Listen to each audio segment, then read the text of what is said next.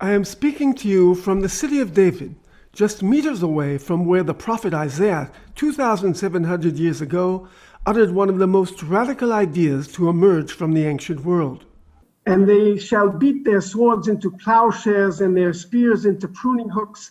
Lo yisa goy el goy cherev v'lo yilmedu et milchama. Nation shall not lift up sword against nation, neither shall they learn war anymore. Isaiah 2. Isaiah's idea of world peace is today everyone's dream. But in the ancient world, where kingdoms thrived on power and brute force, it was preposterous and dangerous. A prophet suggesting that a king destroy his own arsenal and permanently dismantle his armies would have ended up impaled on a stake. Prophets in the Levant would more likely propose that plowshares be beaten to make more weapons, and that their king not lay down his sword, but lift it up again and again to demolish his enemies. So the question I would like to address this evening is the sudden burst of enlightened humanity that Isaiah presents us with, putting an end to wars and bloodshed. Could it have happened anywhere? What role does Jerusalem play in the conception and birth of one of the greatest ideas to shape civilization? In order to explore this question, I would like to go back to the embryonic time in Jerusalem's history, to the consecration of King Solomon's temple. In his dedication speech for the newly built temple, Solomon makes a few surprising observations. Standing before the temple, his arms stretched out to the heavens, Solomon beseeches God to recognize the grand building he built, not as an attempt to provide a housing solution for the Creator. This would be an insult to a God whom even the heaven and heaven of heavens cannot contain, but as a house of prayer, a direct link to the Almighty. This concept stands in jarring contrast to pagan temples that purported to be physical abodes for the deities who dwelled within them. But Solomon separates his temple from the others in an even more significant way. Instead of being the exclusive domain of priests who manipulated the gods with cult rituals, Solomon proclaims the Jerusalem temple as a house of prayer for everyone. Any person suffering from the afflictions of war, illness, drought, famine, or any other malady could come to the temple, stretch out his or her arms, and bare their hearts before an attentive and caring God. Solomon goes so far as to invite even foreigners, people from other nations, to join in the temple worship. This last custom of opening the temple doors to Gentiles continued for hundreds of years and all throughout the Second Temple period. But we must pause a moment to reflect on how this radical idea took hold in the first place. Because although it may seem self-evident to us, as it did to Thomas Jefferson when he wrote the American Declaration of Independence, in the ancient Near East, this was unthinkable. Polytheistic cultures did not value human life at all, certainly not the lives of foreigners. All mortals, save kings who were demigods themselves, were mere pawns in the chaotic power plays of the gods, whose relentless feuds were reflected in bloody battles fought on earth. In these battles, which determined which god was greater, human beings were just collateral damage. So when Solomon invited foreigners to pray in the temple, his actions must have been grounded in an altogether different philosophy, one that placed a high value on human life, all human life. This was without doubt the monotheistic philosophy found in the book of Genesis, which assigns mankind the dignified status of being created in the image of God. To clarify, this is not a physical image. That would be idolatry. It refers to the godlike trait of free will and wisdom, through which human beings can decide their own destiny, and which gives them certain unalienable rights, among them the right to worship God. These are lofty ideas, but platitudes cannot translate into actual policies unless they have some kind of official authority. Luckily for Solomon, the legislation for his innovations had already been set down by his father, King David. We all remember the beautiful account of King David dancing and singing, bringing up the Ark of the Covenant to Jerusalem. David's objective was to crown Jerusalem as the spiritual center of Israel after conquering Jebus and making it the seat of his kingdom. David's choice of the Holy Ark for this purpose seems obvious. The Ark had accompanied the Israelites since their wanderings in the desert and was known for its spiritual powers. But in fact, in David's day, the Ark was not popular at all. Ever since it had returned from Philistine captivity and took a toll in the lives of those who came close to it, the Ark was considered a nuisance and was forced to wander from place to place. David's predecessor, King Saul, neglected it altogether. So perhaps David should have chosen the altar, which at this time was stationed at the tabernacle in Givon instead of the ark. But he didn't. He chose the ark and set into motion one of the most decisive moments in Jerusalem's history. David's choice of the ark, elevated to the highest religious relic in the kingdom, and its contents, the 10 Commandments, and the book of Moses that accompanied them, as mentioned in Deuteronomy 31, automatically assumed the official role of lex terra, the law of the land.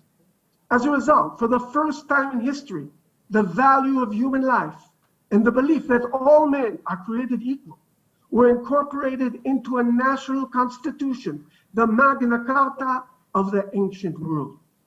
The humanistic statue that's set forth by David in Jerusalem was emblazoned into the city's spiritual heritage. It enabled Solomon to open the temple gates to foreigners and inspired Isaiah some 300 years later to compose the vision for world peace that today adorns the Isaiah Wall near the United Nations building in New York. These are the same principles that provided the impetus for the Declaration of Independence of the United States of America and became the foundation for virtually all moral and legal codes in Western society today. To conclude, I believe that it was no coincidence that Isaiah's vision for cessation of war and bloodshed was born in Jerusalem. It was the only place on earth that such a vision could have been born. Because of all the ancient cities of the world, only Jerusalem was a monotheism. Only Jerusalem possessed an official ethos that cherished the value of human life. And only Jerusalem advocated the belief that all men, even our enemies, are created equal. Subsequently, Jerusalem was the one place on earth where hope springs eternal, that one day all human beings will come together as family, lay down their weapons, and live in peace. Isaiah culminates his vision for Jerusalem with the peoples of the world flocking to the temple that will become a house of prayer for all nations. And many people shall go up and say, "Come here, let us go up to the mountain of the Lord, to the house of God of Jacob, and he will teach us of his ways, and we will walk in his paths. For out of Zion shall go forth the law, and the word of the Lord from Jerusalem."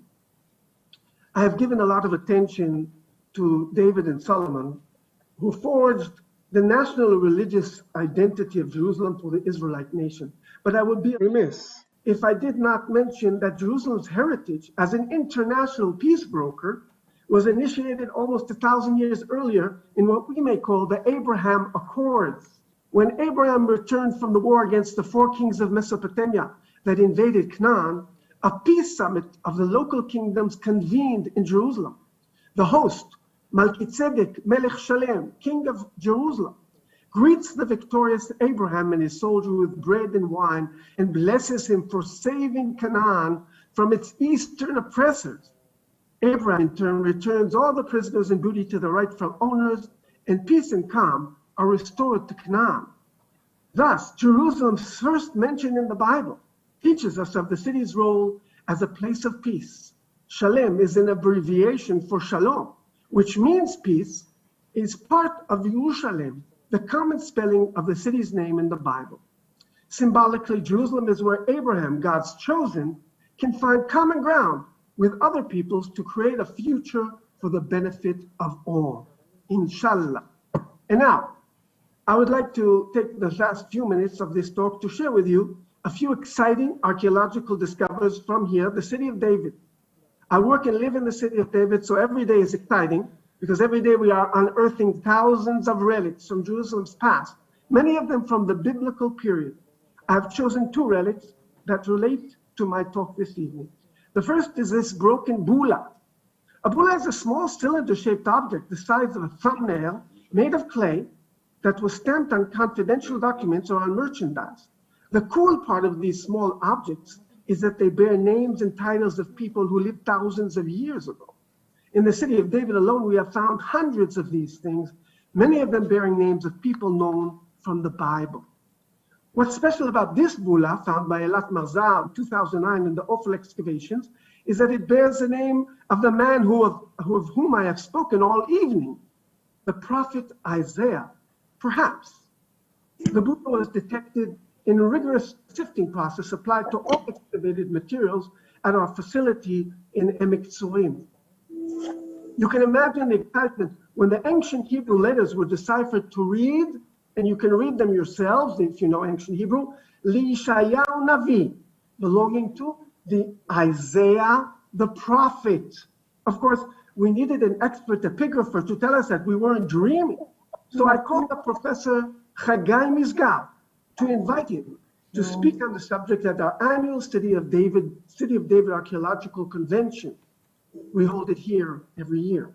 Unable to contain my curiosity till the conference, I asked him, Chagai, is it really Isaiah's bula? His answer, typical of an academic, well, yes and no. Yes, it is definitely Isaiah's, but no, we cannot be sure that it was the Isaiah, the prophet. But it says on the bula Navi, which means prophet. Don't you agree? Chagai, yes and no. It says Navi, but the letter Aleph in the end of the word is missing. So this could be read Novi, as in coming from a place called Nov. So my friends, if you ask me if I was happy about my conversation with Professor Misgav, my answer to you is yes and no. No, because I have no certified proof that we have found the authentic seal of the prophet. And yes, because the fact that we can stand here in Jerusalem, dig up the Bible after thousands of years, read the ancient Hebrew letters written by our ancestors, and argue about the identity of a person named Isaiah is for me no less than a miracle. But in way of compensation, this other bula, the last, of which there is no question, was found mere meters from Isaiah's bula.